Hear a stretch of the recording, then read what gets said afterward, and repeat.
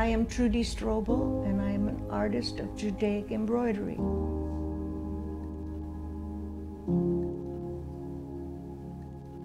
I'm here today with the Red Cross to tell you my story. They have honored me to film this, so I'm very grateful. And I'd like to tell you how my life went and how the Red Cross got into my life. I was born in Ukraine, Russia, and when I was a child, I had very few playthings.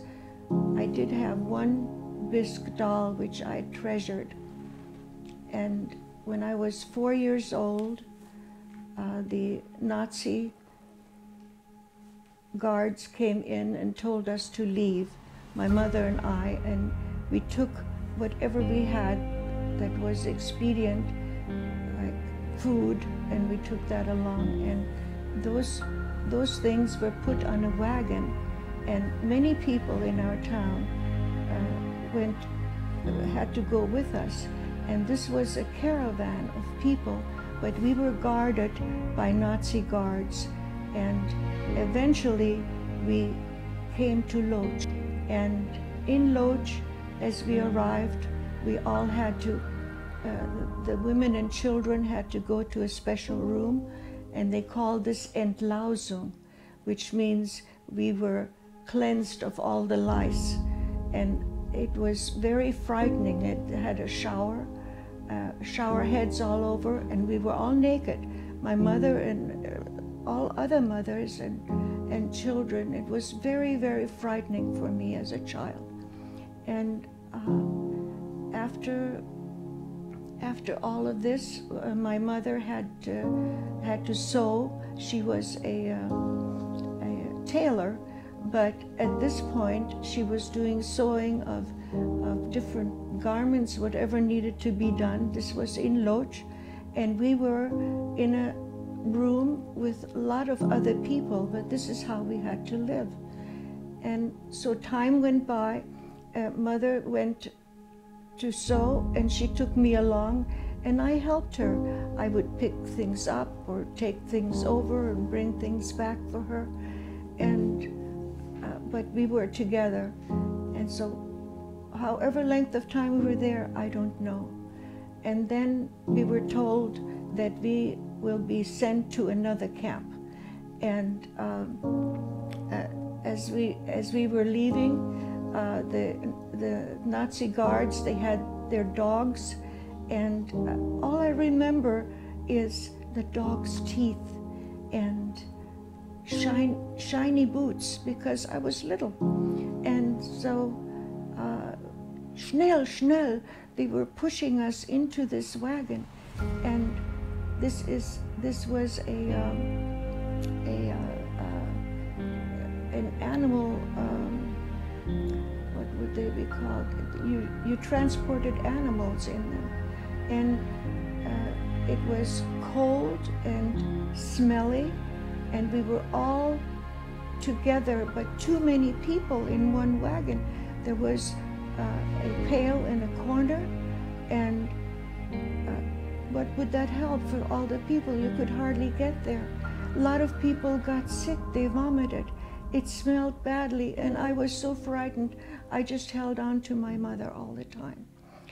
And again, I don't know how long we traveled, and we were then, get out, and we then came into a cabin, and there were beds, 2 beds high, and there were planks on the beds were actually planks of wood with some straw on it, and we got blankets to cover, but we were cold and hungry, and thirsty. We had nothing to drink, so Mother there was ordered to sew again, and I was with her most of the time and helped her to sew. But many times I was by myself in the bed.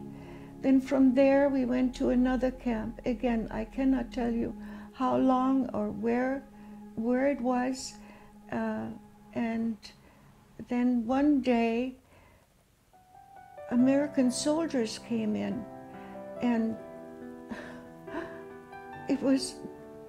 it's all over. Everybody was happy. Whoever could still walk, everyone was like a piece of bone walking skeleton.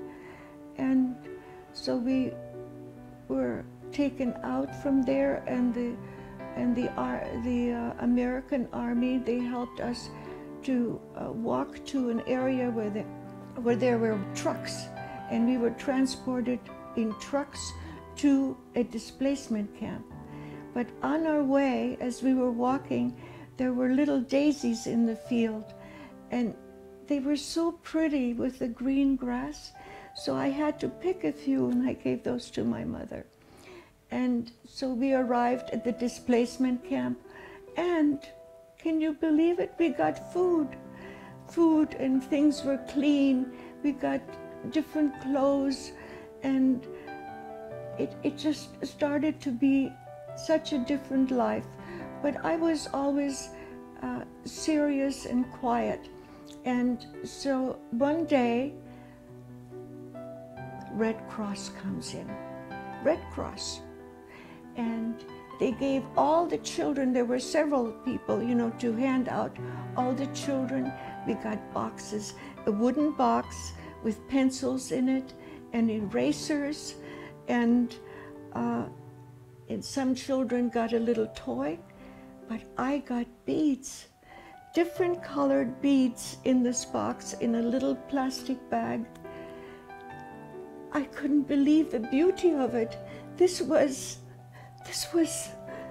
what can you say? This is gold, these are diamonds. And my mother saw the joy in my face, and she said, we'll make something with them. And so she found a picture of a goose, and she transferred it on parchment paper. And then, now, where the fabric? No fabric, right? But she still had her old clothes, and she cut a piece from her skirt and her blouse, which was black, and sewed it together, and then made this nice and flat, and attached this parchment design of the goose. And we needed a special needle in order to get through these very small beads. And then she showed me and inserted the needle and put it in, and each bead had to be done separately, close together, she said, so it looks like a goose. Oh yes, of course. And it was such a joy to work on this till all the beads were used up. And so there was a little bit work left to do. She said, we will do it at another time. And so we put that away. And in the meantime, we were transferred to another displacement camp near Munich. And I don't know the name of it. And from there, we came to Würzburg. And there we were given a room in Ammershausen, which is a small village in Bavarian area. And there we were given a room. So we had our stove in there, the one bed and a table, and it was so different. Just us in there, can you imagine? And so my mother and I received food stamps, and we also received some money, but it wasn't enough to exist on. So mother then started to sew for people. These were farmers in the village, and there was no fabric to be had anywhere. So she turned over men's and women's coats to make them new again, turn them around. And she did that for a long time, and also sewed dresses and so forth. And then we would travel sometime to visit other people where she sewed for, but we always returned to Ammershausen. And here, one day, we can go to America. So we had to go to Bremen, and there we boarded a boat, or a ship, of course a ship, called General Han, which was an army ship. And there we also had the bunk beds, but you had mattresses and you had good food on the ship. And as we traveled, the sea was very strong, because a lot of people got very sick. And then there it was one day the captain said, "Statue of Liberty is visible." So we all came on board, and we were all so excited and to see the Statue of Liberty. And from there, from New York, we went to Chicago. That was our destination. And Mother started to work. She sewed there. I went to school, and of course I had to learn English and all other subjects. And as I grew a little older, I was then helping out part-time job with my schooling. And now I'm 18. And a friend of Mother's, Tante Teresa, and she said, "Masha, do I have a young man for Trudie?" A boy, she called him a boy. We saw each other 2 weeks in a row on a Sunday, and then we were married. And we had 2 sons in Chicago, and my husband then was transferred to California, and they then continued school. I mean, they started school here in California. And all this time, we never discussed our history. My husband was a survivor in that he had to hide, and I was in camps. We never discussed it. We wanted our children to have a good life, to have everything that was good in America. And so when they became teenagers, then we finally shared our life with them. Then after they were in college, I decided to go back to get my education. And I went to PCC to learn nursing. And I also then had a part-time job in the medical records department in a hospital, and that was very beneficial for me. But at this time, suddenly I became very depressed. I was just totally lost. I was so depressed I needed a psychiatrist, and I saw a psychiatrist, and he, in time, I was thinking about my doll as I was talking to him, and then I started to make a dress like my doll and wanted to, dress a doll like my doll was dressed. And as I attached the Mogen David, I thought, why a Mogen David? And I went and did some research in the library in the Federation Building in Wilshire, and also the University of Judaism, and the Wiesenthal Center. They had a very large library. And I stumbled on a book by Alfred Rubens, Sir Alfred Rubens, who went through the history of Judaic costumes, Judaic dressing. And there I learned that for 11 centuries, we as women also had to wear degrading either signs on clothes or a special kind of headdress to show others that we were Jews when we were outside. And so I then created 11 dolls of 11 centuries of degradation, and that took a whole year of tears, of feeling I was in that century. I was feeling like these women, and how they must have felt having to wear this unbelievable headdress and just to go out to be someone else. And that was a whole year of tears, and I worked myself into the present.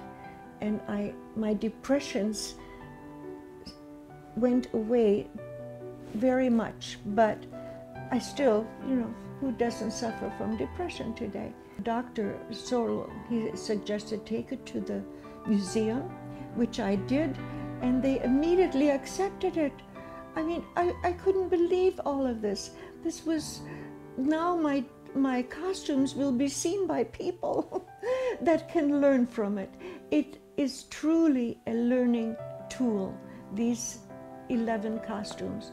And it has been in the Holocaust Museum for all these years, and the Holocaust Museum moved several times, and now they built a wonderful new museum through Mr. Schönberg, who was the attorney who got that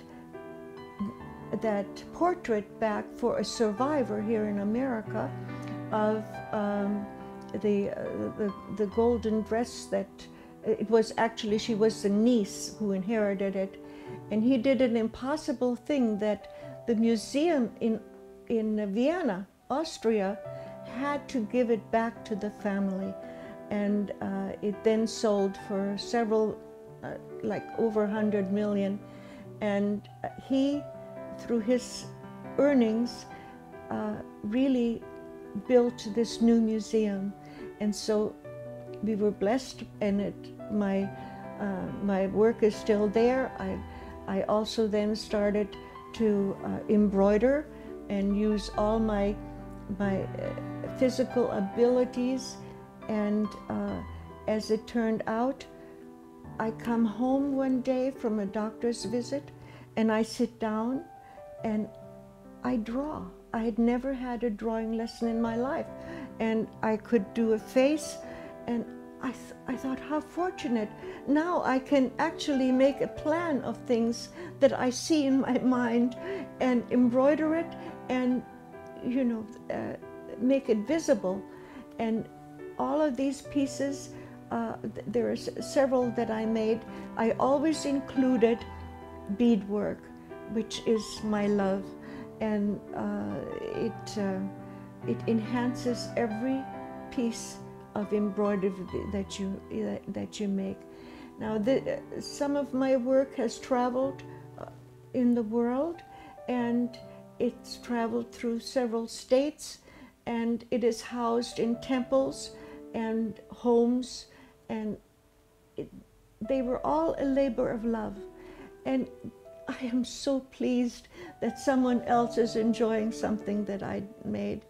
And I really just concentrated on historical work, and to leave, and you understand part of our history when you look at some of these pictures. So as it turned out, one day Lilith magazine interviewed me, and they had a very big article in their magazine, and it was kept, and a writer put that magazine away for a future date, and she composed a story based on me and my doll, and dedicated to me, and she won first prize, and the Wiesenthal Center had a very special thing going for her and me, and I got an award for inspiration. So all of a sudden this happened. You know how wondrous the world is.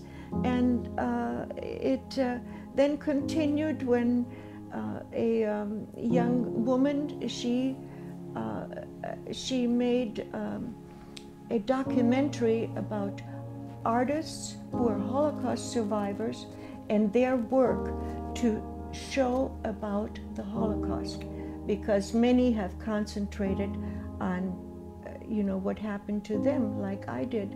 And she incorporated my work into her film, and it is shown several times, you know, how the people were herded on into the wagons, and it again, when the opening was, you know, you get so many accolades. It is very surprising to me, and I feel good about it. And just recently I asked for help to find me. No one can find me, my name or anything. And I called the Red Cross and had an appointment, Red Cross. And they were so helpful. And Carmela is one of the ladies that works there, and Doug. And Carmela wanted to put my story into their archives. Again, this very big surprise. How honored I am today that they're here and they're recording my story. And I am so blessed. It was through the beads that I started this journey of embroidery, to master embroidery and to be an artist. And thank you, Red Cross.